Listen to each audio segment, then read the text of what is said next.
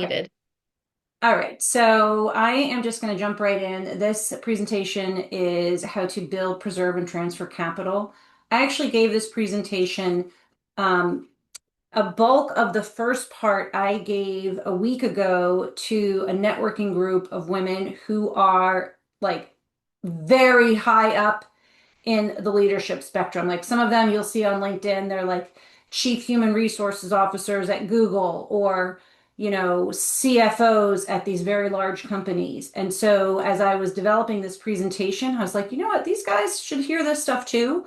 So some of it is actually on the wealth kind of building, and then I'm going to get into specifics about entrepreneurship and how you guys should think about your taxes. So that will come kind of later on in the presentation. The first thing is take a look at this. Let this just sit with you for a second.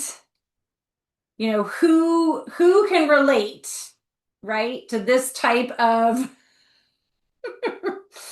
right? We are literally like the CEOs, SHEOs, like of everything, right? And many of these different categories cause us stress on any given day. I know for me, I'm a numbers person, so I'm okay with money, but like kids, family, pets, health, like all of those things, any given day. PricewaterhouseCoopers does a study every year called the Financial Wellness Study, and they found that the finances is the leading cause of financial stress. 60% of full-time employees are stressed about their finances, and that reduces productivity. So my goal is to get you guys here. Now, I joke this is a place of Zen. I may not get you all the way here, but we want to get you. Oh, someone just entered. Let me let her in.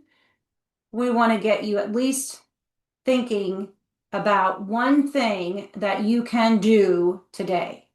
I like having actionable like ideas, and I would say even offer myself up as an accountability partner. If there's one thing that you learn that you're like, I want to do that, you can email me and I will stay on it. You guys all know probably Wealthbox and the systems and the processes. I'll be like, we're going to be on this and we're going to have you work on that this year. So more resources to where to find me. My firm is Greenbee Advisory. My email, LinkedIn, Catherine Valega. My YouTube is Greenbee Advisory. My Instagram, I'm relatively new on that. Power, Wealth, and Tax. And this, I am an author of this book, a co-author, Financial Trendsetters too. And this, all the proceeds go to helping women in finance. In my chapter in here, sorry, Alessa keeps getting kicked out. In my chapter in this book, at the end of the chapter, there's some really great resources for business owners. So a little bit about me. I started my career on Wall Street. My the first firm I worked at was Lehman Brothers. I don't know if anybody has been who knows that firm, but I say it was all finance bros at the time, and nothing has changed in the world of finance. I was hoping to find a picture of me like back in the day on Wall Street.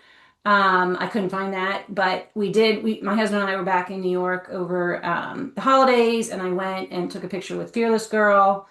Um, so unfortunately, when you Google Fearless Girl, Wall Street Fearless Girl, like her future is uncertain, but our future as women, as the major holders of the world's wealth, is very certain. That train has left, it is not turning around, and it is on us, women, to be the stewards of our wealth, both now and in the future. And I always say that women make great investors, and we tend to invest in solutions that make the world a better place.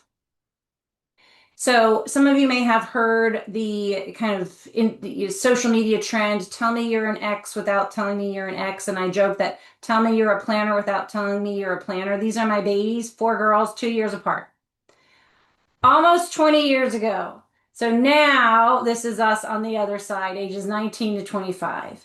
So I'm all about female financial empowerment. Like, you say it, I want women to succeed. I did a graduate degree in Italy. That's where I met my husband, who was living in Switzerland. worked in Switzerland for several years, working for Credit Suisse, decided to raise my kids bilingual. So we all speak French at home, and three of them wound up studying at McGill in Montreal. If anybody's interested, I'm happy to talk about that. And I joke is that each one kind of flew the coop. I added a pet to our mix. So I don't necessarily recommend them. I have two dogs and a cat. I am like passionate about helping clients optimize their wealth trajectory while minimizing their taxes and getting rid of the jargon and the lingo that we use because as you guys all know, you work in this industry, like it's just so full of jargon. And then personally, I'm all about like outdoor adventures, nature, travel, etc. So this is really the first part on kind of optimizing your wealth, and then we're going to get into like specifics on tax management for small businesses.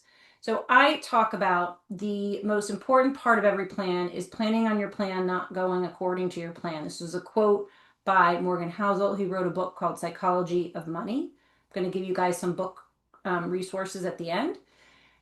My job as a planner is to be that lighty person as you create your financial trajectory throughout your life, right? I'm that lighty person at that airport. Ironically, in Canva, there was no female, I think they're called ground marshal or something. I could not find a female picture of the lighty person. That is the goal of financial planning, right? Your life is this crazy, journey, but we always want to bring you back on track. So we work with eMoney. I'm sure you guys have seen it. We're a big believer in creating your dashboard for your life, right? Because a financial plan isn't just, I'm going to hand something to you and you can go and now be on your merry way. As your life evolves, it is important that we maintain your dashboard and we update your goals and your spending and your investing accordingly, right? So we're always updating it. So I'm a big believer in visuals. And I created this roadmap to talk about things that we should be thinking in different decades of our life.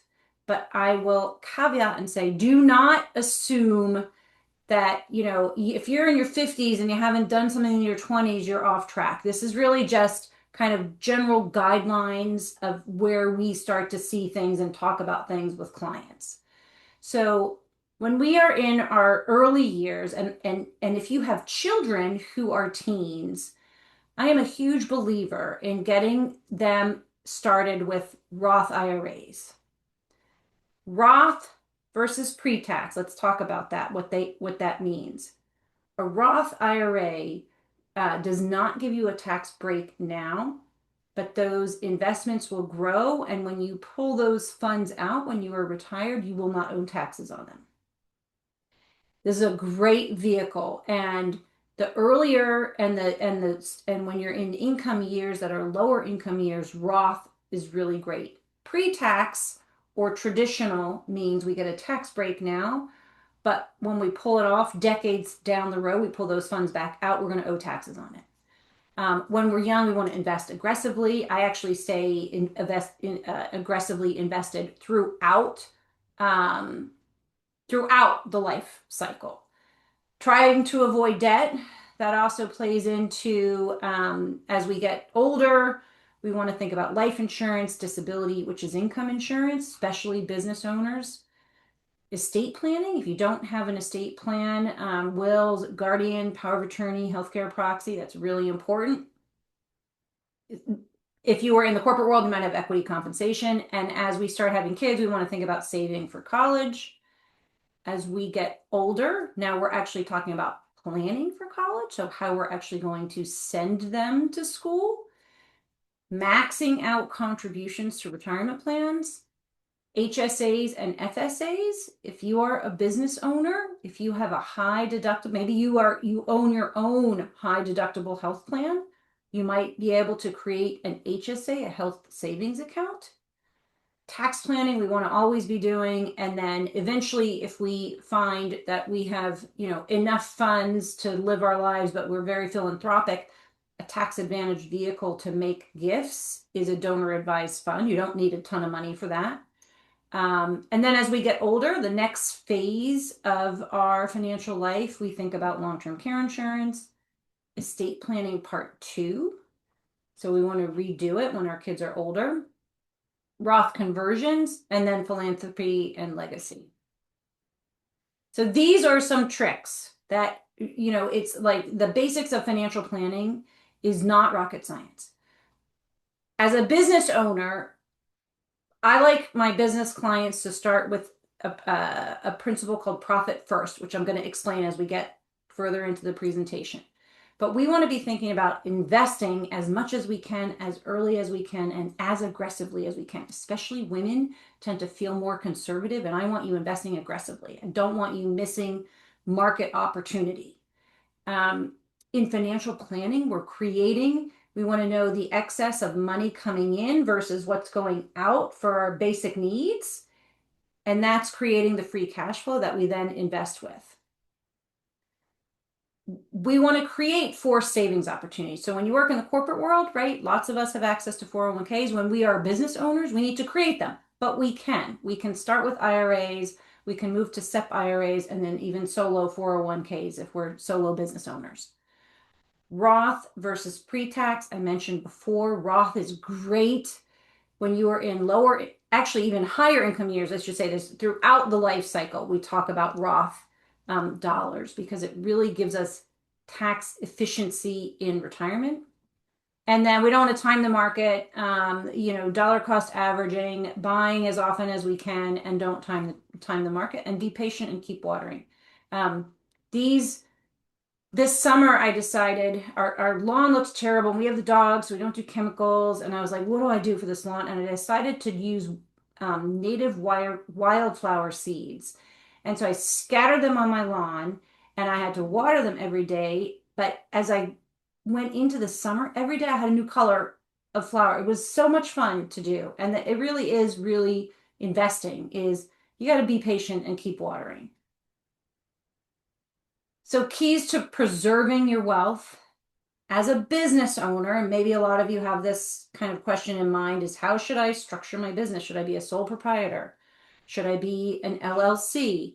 What does S Corp mean? You might have heard of S Corp, which is really just a tax filing status. Um, we can talk about that. If that question comes up, I'll answer those questions in later on. Insurance, when we are a major breadwinner for our household, we want our own life insurance. We might want our own disability insurance, eventually long-term care insurance, and then liability insurance too as business owners. That's an important piece of our business. Estate planning, if we haven't done it, we want to meet with an estate planner and work on that. I know LPL is working on some of the integrated software and technology, and then Social Security income planning also. Little side note here. It's very important. So if you go on to the website ssa.gov, that's the Social Security Administration, that will allow you to create your own account to see your Social Security earnings history. And they used to mail these things. I don't mail them anymore. I do recommend people going on every year and making sure that your income is reported correctly. So this is a personal example. I went on, I don't know, 6 months ago, and I saw that my income for 2024 it was just off. It wasn't accurate. And I made a mental note, I'm going to go back in. And when I went back in again, the numbers had flown through the tax reporting and had been reported correctly. This is really important, especially if you're a single woman. We want to pay attention to our Social Security earnings history because that will help us later on when we are collecting Social Security income.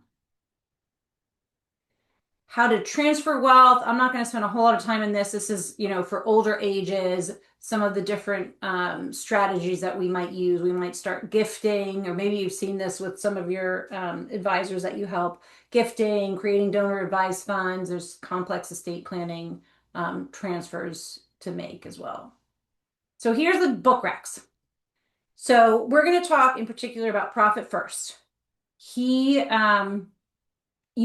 I tried to get it once on the library app, and I don't think it existed because it's really more of a businessy type book. But you can find it on Amazon. You can find it on like used books, Superstore, thrift books, wherever you go. You can find this. It's all over.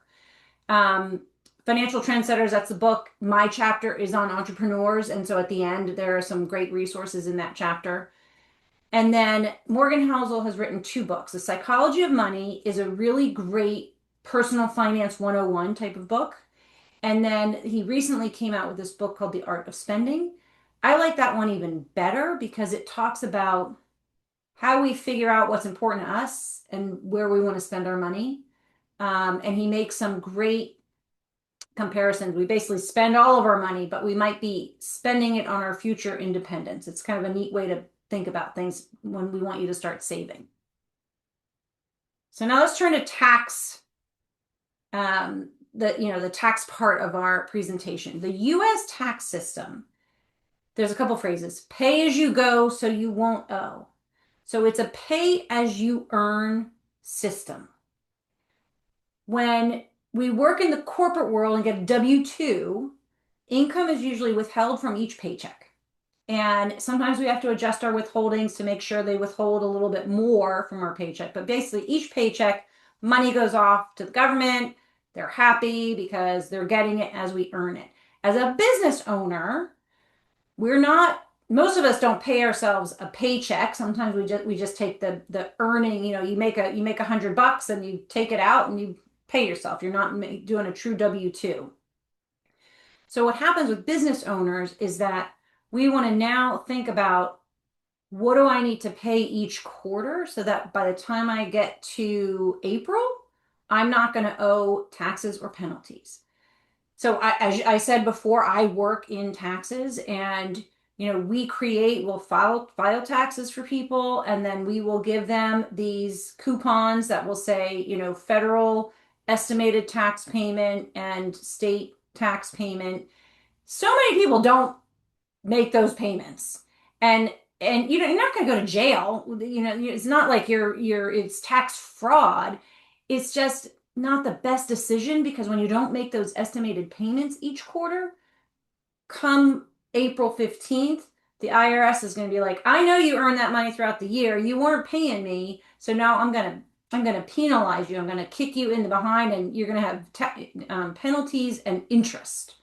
So that's what estimated taxes is always think of pay as you earn, right? If I'm earning it each quarter, the IRS wants to get their money. So these are the typical dates. This is a great source, by the way, irs.gov payments. You can Google that website, and they give you a lot of good information on like how to consider estimated taxes. And your tax preparer is going to help you with this as well. So now I want to turn to the concept of profit first. I think this is a great starting point for entrepreneurs. This guy, Mike, was a business owner, and what would happen is each year he'd go to his accountant, and his accountant would say, "Oh, I see you made, $10,000 in profit." And he'd be like, "I did. Where is it?" Right? Because the money had all left. And he realized, wait a second, there is something wrong with this. So he started this trend or movement or philosophy of, I'm gonna put money, the money that I am working so hard to earn, I'm gonna put a portion of every income coming in to a profit account. And that profit is meant just for me, just for fun.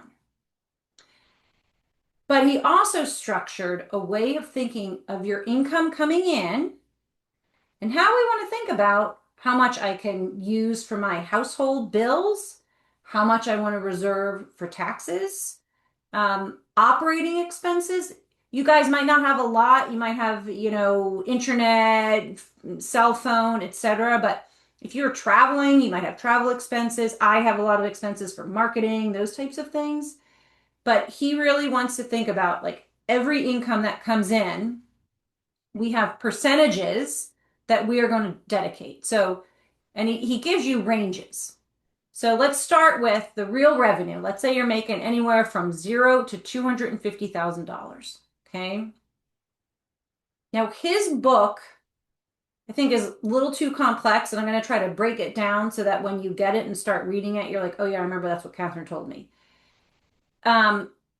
He likes you opening 5 different accounts. So go into your local bank, the bank that doesn't, charge any fees for a low balance type of an account, and you would have one for every paycheck that comes in, Then you're going to have one that will be for taxes, one for profit, one for operating expenses, and then one really is part of the money that would go to pay your personal bills. The reason why I share that is as you start to do this, you might find I don't need all of these accounts, this is too much. So I'm telling you this so you don't read the book and feel overwhelmed. You can just get started and then make it work for you. So he says every time you get paid, money hits one account, and then we're going to send it back out to these four different accounts in these different percentages, right? So 5% is going to go to profit, and that is for your hard-earned work, and that is available like for fun. 50% goes to pay your bills, your household bills. 15% goes to pay self-employment taxes, and then operating expenses 30%. Now, I have tweaked on many different occasions my percentages. So, for example, I may not need 30% to operating expenses. That might be a type of business that had like inventory or a lot of, employee, they're hiring subcontractors, they have high expenses. So I don't have that. So I'm going to keep my operating expenses like lean. And you guys might find that too. Like, I don't need 10%, I don't need 30, I don't need, you'll figure out what's the right percentage for you. I keep profit at 5. Taxes I raise, and I'll tell you why. That 15% that he sends to a tax bucket that is going to be there for when you owe that tax bill really just pays self-employment taxes. It doesn't pay federal income taxes that you owe on top. So I actually raise the amount that I save in a tax bucket, but it's there when I need to make estimated tax payments. But you can tweak it, right?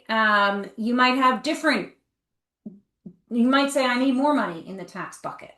So it's really a way to get started thinking about when I am a business owner, certainly a solo business owner, how should I think about paying myself? And how much do I need to save for taxes? And what I really like about it is this profit. Like out of every paycheck, there is some amount that is going to you for fun. In my case, I renovated a kitchen. I'm saving right now we need a new car. I'm kind of saving for that. And normally I would do like used car. And now I'm like, you know what? I want like the next step up. So I'm sort of saving for that. So it's kind of fun to use the principles in the profit first. So I want to go back a little bit to the financial planning, right? So we have a fake client here. This is the e-money portal, and it's two business owners. They have goals of retiring at age 65, and I think their income, they want it to be like $185,000 a year in retirement. So they're both still working, they're working hard, they're in their 40s, and we can see that the probability of success of retiring when they want with the income that they want is still low-ish 61%. But they're still working hard and they're saving. So this is the reason I'm showing this is I really like people having access to their data earlier than better. And maybe many of you are already working in e-money. I want you to think about like this for your own personal finance because the earlier you are looking at all the numbers together, the better off your long-term decisions are going to be. They also have two kids, Brian and Kelly, and they've saved some amount for them, but not enough. And now we can see, right? They didn't save enough yet for retirement. They're still working on it. They have shortfalls in education, but it's given us the data to say, all right, they got another job in that earned them some more money. What are they going to do with it? Now we have the data to make informed decisions. So I have an offer at the end of this, and so stick through to the end, and I'm going to explain. So we use Plan. I'm a tax strategy person, and this is a sample client. Sally, single mom. Her AGI is 227,000, and I'm just going to go through some of the slides that we produce on the tax report. I think this is really important to know because people talk about their like tax bracket. The reality is her marginal tax bracket is 24%. That's the highest rate that she's getting taxed at. But the reality is a lot of her money is not getting taxed at 24%. So the first 16,550 is taxed at 10%. Now, these numbers are based on she's filing head of household because she's single mom. So the next 46,000 is getting taxed at 12%, then 22, and then the 24%. So in her mind, she's like, oh, the 24% tax bracket. But the reality is not all of those dollars are getting taxed at 24%. And why this is important is, well, for a whole host of things, but what a lot of what we do in wealth planning is we want to look at clients' tax brackets, and their marginal rate will also determine where they are for capital gains. And this is if I'm buying or selling a stock or a home or an asset, a physical asset. So Sally is in the 15% bracket for cap gains. And this tells me I have some room to go for her. We might say, we want to take more in gains this year because she's only in the 15% bracket, not the 20% bracket. Sometimes clients are in the 0% bracket. And that tells us, it gives us a lot of great information to harvest some gains that year. So the point being, you don't have to understand everything. You just need to know that it is important to understand your tax brackets and kind of how they work. And the earlier you get a handle on it, the better off your decisions are going to be.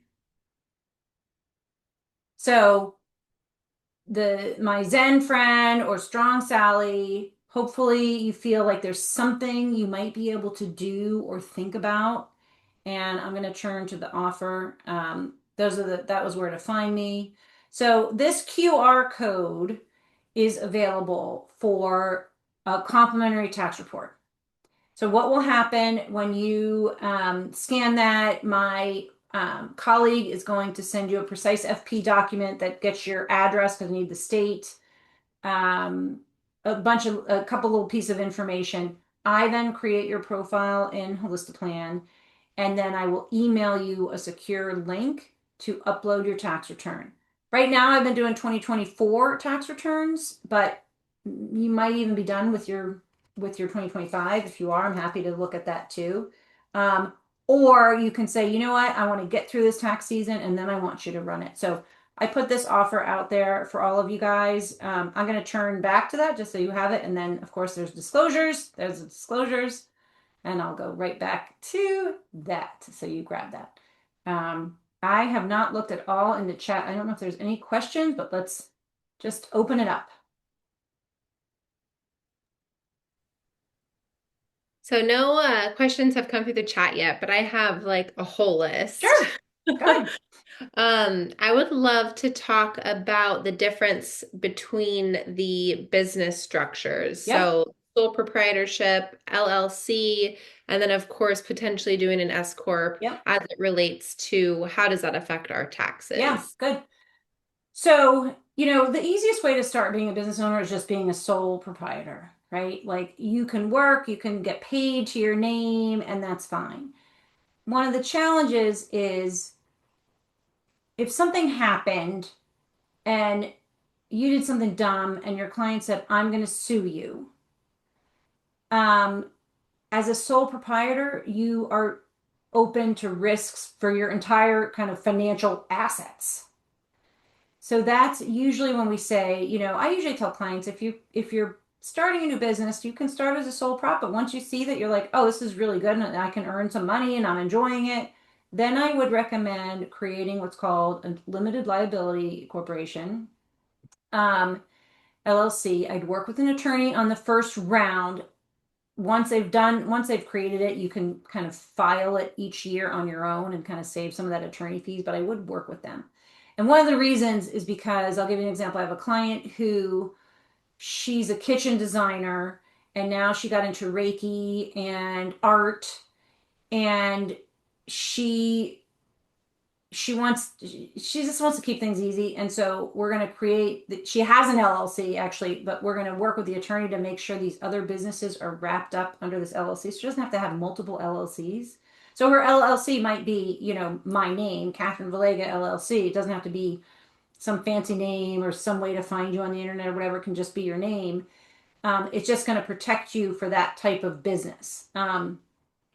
With her, because she's going to have multiple businesses, the one challenge of multiple businesses under one LLC is that if one client, let's say a kitchen design client, a cabinet falls on their foot, then they can sue the LLC, which is also involved in these two other businesses. But in general, I'd say work with an attorney. I have plenty of attorneys to send you to if you want to.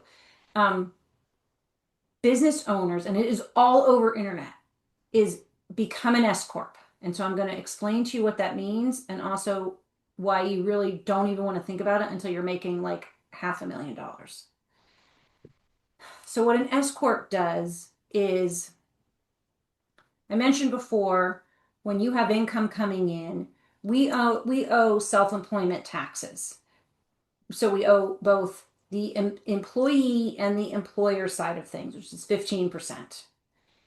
When we're a W-2 employee, we only pay a small part of it and our employer pays the other part. But self-employed, we pay both of it. What S Corp is not a legal, it's not a legal business entity. It's you can be an LLC filing as an S Corp. It's a tax filing, nomenclature. And what that does is it says, instead of having self-employment income, I'm going to pay myself a salary, going to become a W-2 employee, pay myself a salary, and some of the money that I earn, I'm going to pay as distribution. So this distribution amount does not get taxed with the self-employment taxes. The challenge is, and I mean, it's all over the internet. You go on Instagram and like everybody's going to pound you with become an S corp. The challenge is now you need payroll because we need to be issuing W-2 payroll. Um, you want to make sure that your salary is actually like auditable. And I've seen accountants do like not good things. Like they're just sort of making it up. Oh, I think you would be earning this. But in reality, it like there needs to be some basis in the amount of salary that you're going to take. Um, so, unless you're making hundreds of thousands of dollars, I would say don't even worry about it because you've just increased the tax complexity of your situation. Um, and the last thing, and I mentioned this earlier on the Social Security income. So as a business owner, your income that you wind up paying taxes on is what's reported to the Social Security system. So let's say you made $100,000, you report that to the Social Security system. So you have a good year that year, you made 100,000. If I decided I was going to become an S corp and pay myself 50,000 to avoid taxes on 50, the Social Security system only gets that earnings year of that record of $50,000 instead of 100. And we want the higher years on our Social Security earnings history because that is better for us in the long run. So, and I say, especially single people, when you're married, sometimes your partner is like making a ton of money. And so we think our partner is going to have a great Social Security. I don't need to do that as much. But certainly when you're single, you really want to pay attention to your earnings history.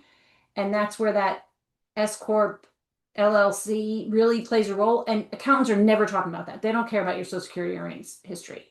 So I just share that because you will never see that when you do any of the research.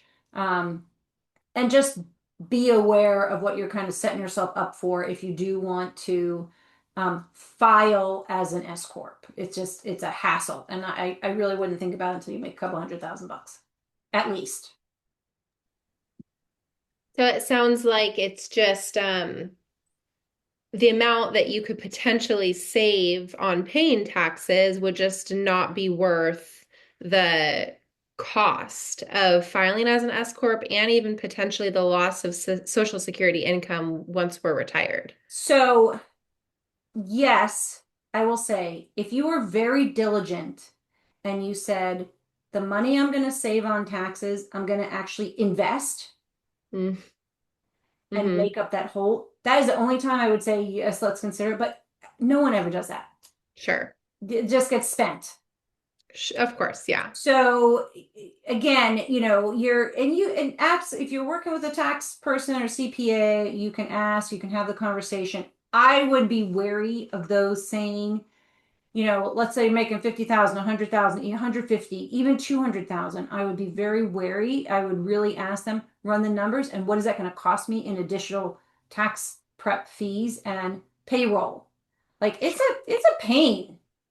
Yes. So, and then okay, but it's going to save me $10,000 in taxes, and I will take that 10,000 and invest it, and that's going to make up that hole in Social Security later on. Like maybe then, but I've never seen anyone do that the way they should. Right. But then with that whole in Social Security, it's almost like it could potentially just be a wash at the end of the day. I mean, to me, Never it's know. like keep things simple until you really, again, you're making the money that it makes sense to, right? So Mhm. I'll tell you, every year the Social Security system gives you the max earnings that you're taxed on. So let me just see if I have it this year. This goes into kind of my next question. So this is a good So um, where is it? X is out on Roth. It's not on this one. Let me see if it's on this one. Okay, so this year for 2026, the Social Security wage base, meaning the highest amount that you're paying Social Security taxes on, above it, it doesn't matter for your Social Security earnings history, is 184,500. okay. So if you are making, several hundred thousand and you're like, I can still hit that 184.5 in W-2 wages, Hmm. then I'd say, but usually people are not making that. They're making like 100 and somebody's like, oh, I'm going to take it from 100. I'm going to show you paying a W-2 wage of 40. Mm-hmm. And it just, to me, that is not worth it. Plus you also risk, again, you have there are auditable income limits per your occupation and where you live. I've only had one CPA over the years tell me that they subscribe to this kind of database that would say like what is that income that it's not, you don't just pull it out of the hat. It Right. needs to be like determined based on others in your industry. Mm-hmm. Okay. So that one of my questions was going to be, well, how do we know? And this might not be something that some ladies on the call know, but for my whole life, being in the financial industry, I've always seen clients say, well, I want to get my income as low as humanly possible. And then only recently did I learn that, well, but you don't want to get it too low because then it affects your Social Security. So is that threshold that wage base that you just told us, 184? Like we don't want to go, Well, 184 is the highest level that Social Security that their Social Security taxes on.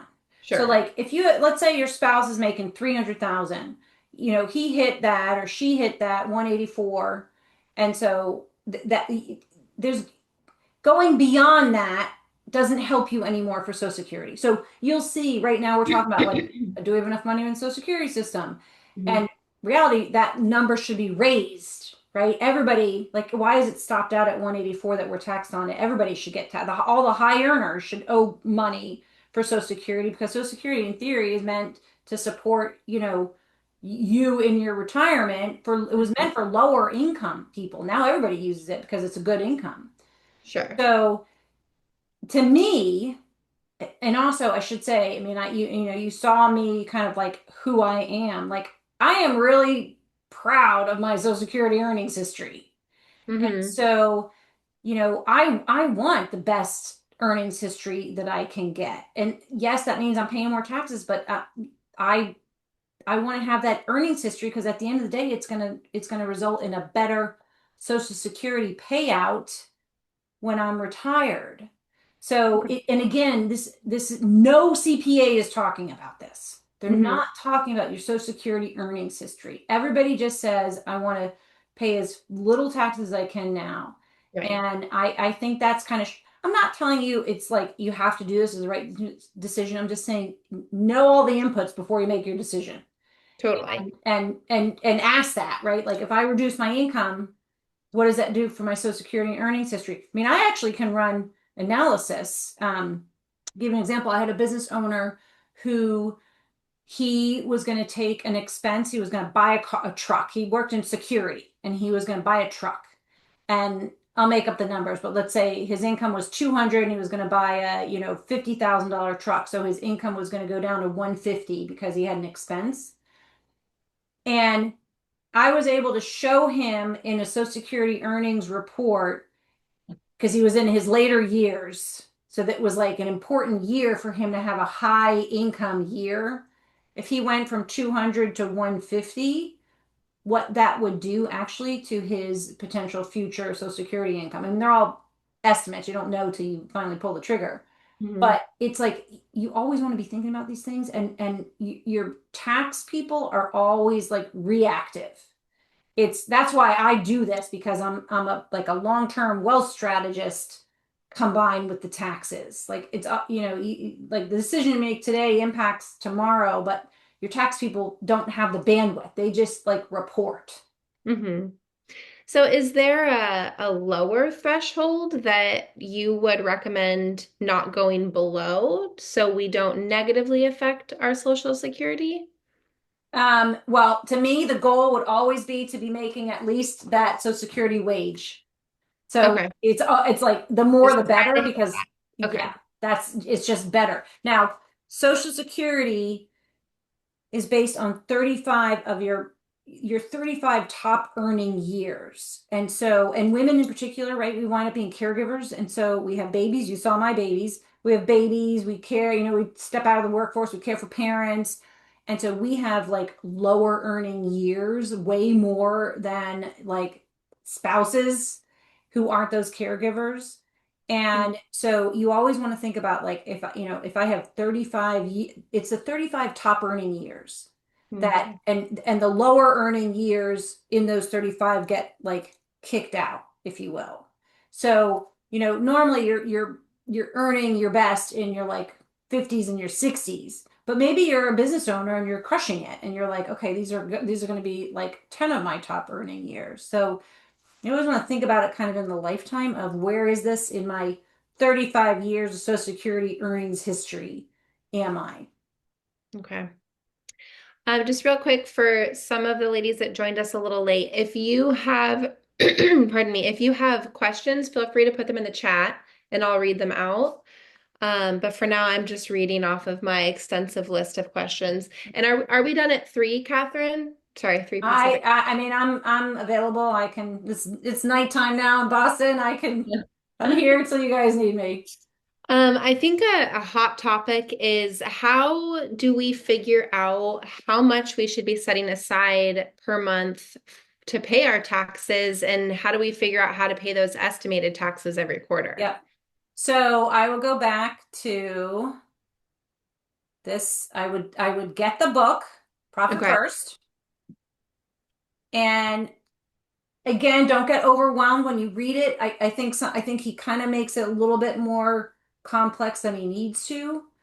But this is really a great starting point because like no one teaches you how to run a business.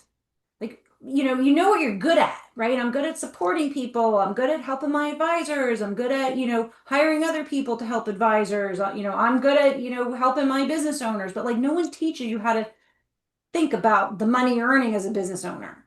Mm-hmm. And so this is like the first and don't forget his numbers start for your taxes, he saves 15%. That's Mm-hmm. the self-employment taxes.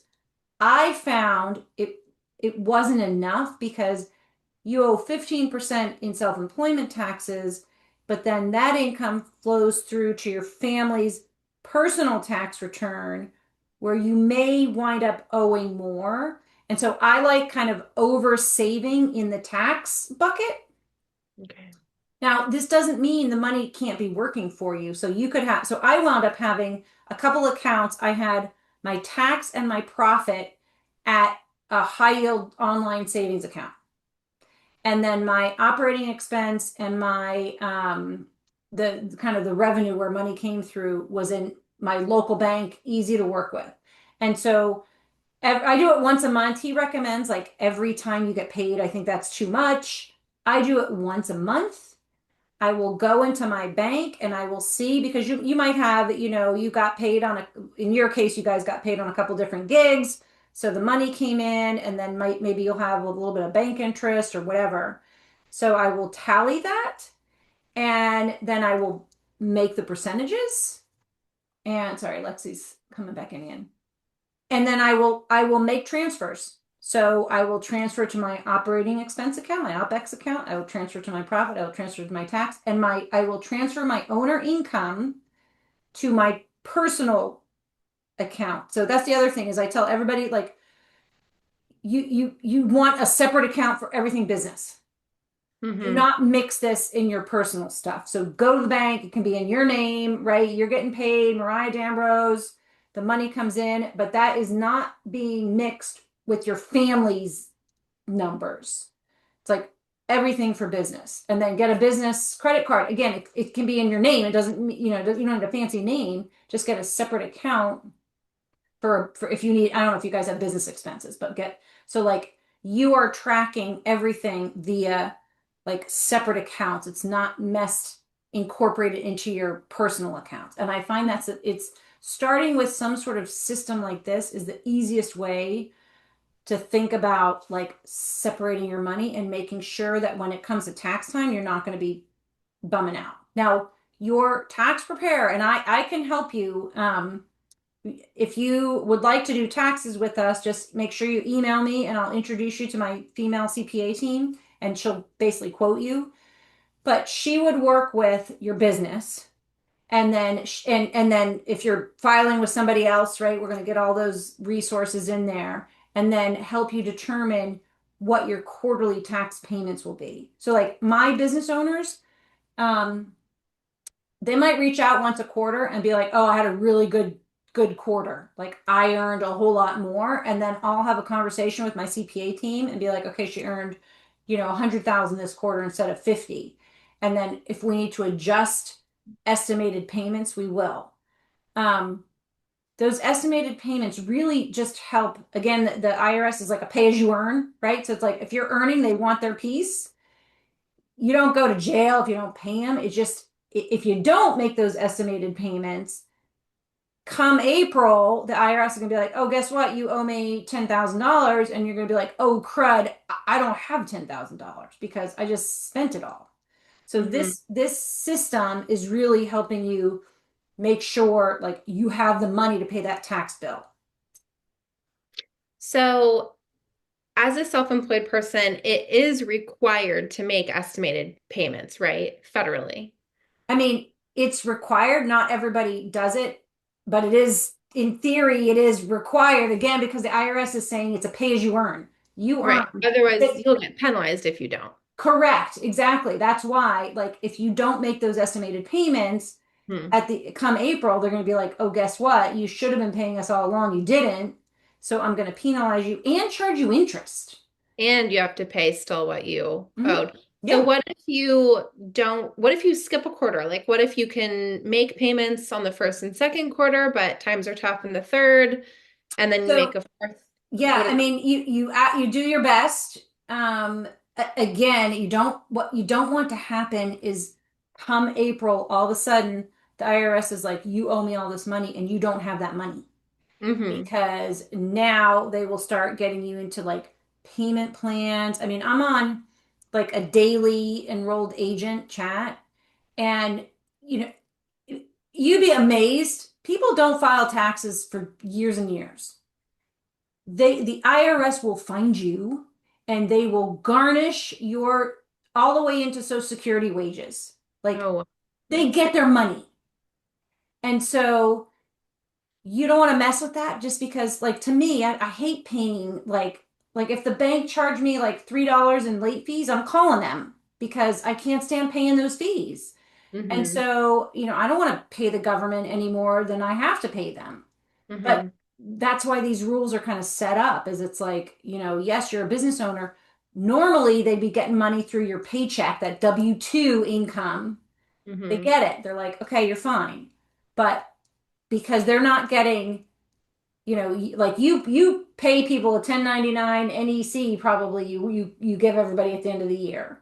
Mm-hmm. So if you issue all of your, your staff or your employees, your contractors, that 1099 NEC, now they get it and they're like, oh, I have to report this.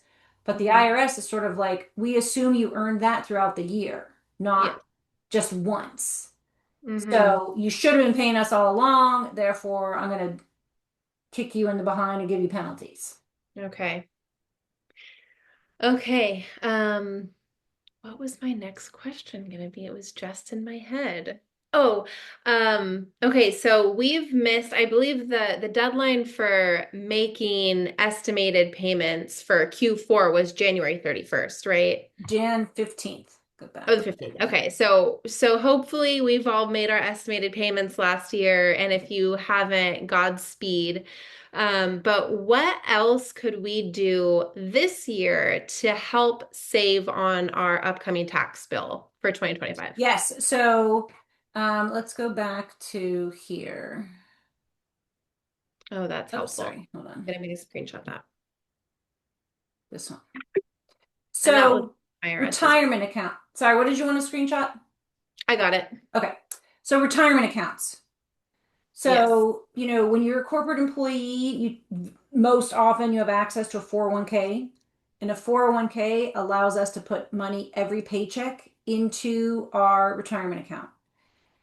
Now, there's two different ways to save. You have Roth, which is not going to give you a break now, and you have pre-tax. So, for example, this year, so let's talk about it. If you want to save money on taxes now, we want to go pre-tax, meaning, let's say I make $50,000. I'm going to put $7,500 into an IRA. The IRS is going to say, okay, great. For the year, you made 42,500. So you're saving money. The IRS is not going to tax you on 50. They're going to tax you on 42,500. Those funds in that IRA are going to get invested and they're going to grow. When you take them out, you're going to owe taxes. So just think of it, the IRS always gets their money. One way or another, they're going to get their money. Um, so the other option for saving for retirement is a Roth, right? So we start with a Roth. If we made 50 and we put in 7,500 into our Roth, the IRS is going to say, oh, that's great, but you still made $50,000. I'm going to tax you on the 50. But now those dollars, those Roth dollars, are going to get invested and grow. And when I pull them out, I'm not going to owe taxes. So very often, what is the expression? We always want to pay taxes at the lowest possible rate, even if that means paying taxes before I'm required to. So what that means is, when we're super young, like again, I mentioned those kids too. If we have kids who are earning, I like doing Guardian Roth IRAs for them. Or if we're not, or in our lower income years, maybe you have people who just started with you and you're next year they're all going to be full time and they'll be making double. Like we might say, let's do a Roth this year instead of the pre-tax. So everybody's decisions kind of depend on you and then your spouse also if you're filing jointly. So it's always kind of a joint decision. But saving money in those pre-tax vehicles give you great opportunities to save on taxes now. And when you start making a lot of money, then we move to SEP IRAs and then we move to solo 401k. So I have a business owner, I was just doing his e-money and he put in $46,000 into his solo 401k. So that he wasn't taxed on those funds. Now, he's going to be taxed on the back end. But right now that was important to him. And he lives in California, which is like a high tax state, as you know. So, sorry, there Mhm. was a question that came through. What was that question? Let's see. Yeah, so perfect segue. For folks over 50, which would be the best savings opportunity, Roth, SEP, or solo 401k? So again, it depends if your primary goal is to save money on taxes now. Like if you feel like, oh my God, I am earning so much money and I'm owing so much in taxes, then I would say let's do a pre-tax IRA or SEP. So I'll explain the differences in SEP IRA and 401k because I think that's important. So we usually start with IRAs, right? And an IRA, individual retirement account, allows us to put in $7,500 a year. If you're over 50 for this year is $8,600, okay? That's how much you can put in there. There are income limits, whether it's deductible or not, but let's just say, 7,500 or 8,600 if you're over 50. A SEP IRA allows you to contribute around 20% of your net income. So if I was making $100,000, let's say I netted 100,000, I didn't have any expenses. I brought in $100,000 of income. My SEP contribution is going to be more or less around $20,000. I say more or less because they back out self-employment taxes, but it's more or less around 20%. So that's $20,000. A solo 401k allows you to put in 23,500 for the employee contribution and then more funds as an employer so you can get closer to $46,000 into the solo 401k. So sometimes just because the numbers are high, you might say I don't have $20,000.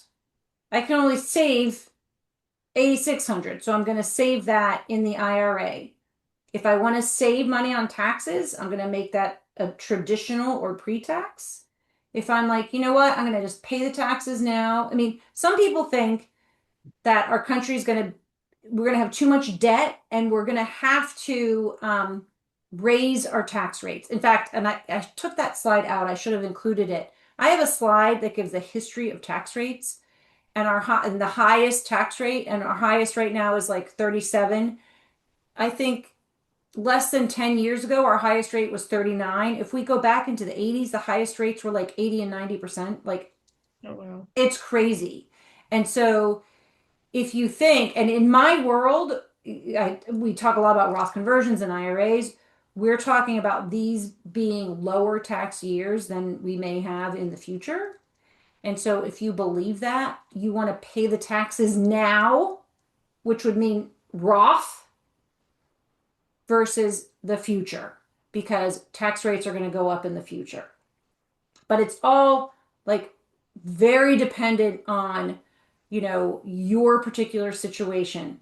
So my high earners, so let's say, you saved, you did a great job saving, and now I'm in my 60s and I have $2 million dollars in an IRA. When I need to start taking money out of those IRAs, so the ages have gone up from 73 all the way to 75. So let's say my 2 million is now 3 million and I need to pull money out of my IRAs because the government requires us to pull money out and that's how we fund our retirement. High earners, those distributions are going to be $300,000 a year. And so that's why I say it's really important to kind of know your story and where you are and all the different pieces because, you might say $300,000, like I don't need all that money to live on, and I'm just going to pay taxes on it. So then that would have you back into the conversation. Maybe it makes sense that for me to have more money in Roth now than all pre-tax that's going to owe taxes. So it kind of depends on where you are and the earnings and all of the assets that you have so far and how you're doing on Social Security. Like everybody's situation is different.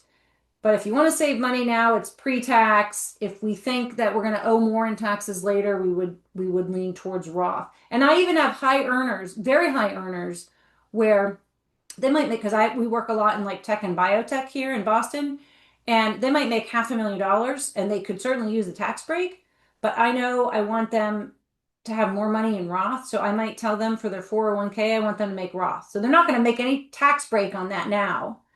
I just know when they start taking out, that's all going to be taxable otherwise, and they're going to have huge distributions. So it really depends on like everybody's kind of individual situation. But you want to save the money on taxes now, you do pre-tax or traditional. If you believe that tax rates are going to go up, you do as much as you